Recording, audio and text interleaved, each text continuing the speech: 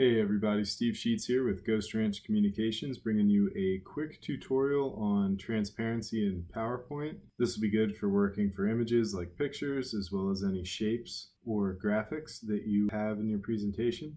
We'll start with images first. These images down here aren't really blending color-wise with each other.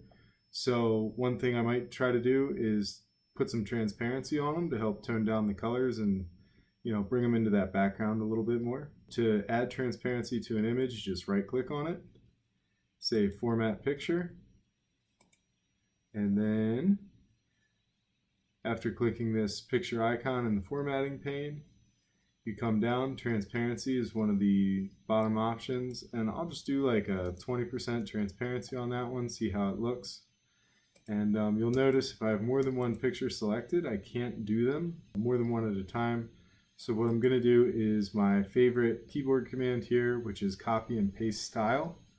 It's going to be Command-Shift-C on a Mac or Control-Shift-C if you're on a PC.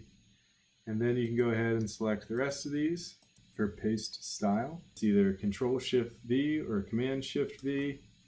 And there you go. That's how you can apply transparency to images right here in the formatting tab.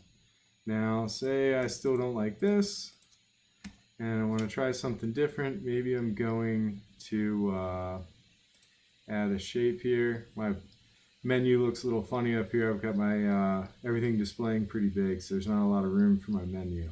But hopefully it's helping folks see. Maybe I just want to add like a rectangle here to help underline that. Now that, rectangle stands out a lot, and, maybe it'd be cool if the picture's bleeding through. So again, here, this is in the formatting pane. If it's closed, you can right click the shape and say format shape. And right here under your fill, or if it were a stroke and it had a line, you could add transparency to the line down below. Because this has a fill, I'm going to add a little bit of transparency to the fill of the shape. And there we go, that's looking pretty good. And the way that you can work with fills and lines here in the formatting pane, it's exactly the same if it were a graphic. Right now, it says shape up here for shape format. This pane, if it were a graphic, it would just say graphic format. They work very similar to shapes. You would turn the transparency on right here for that as well.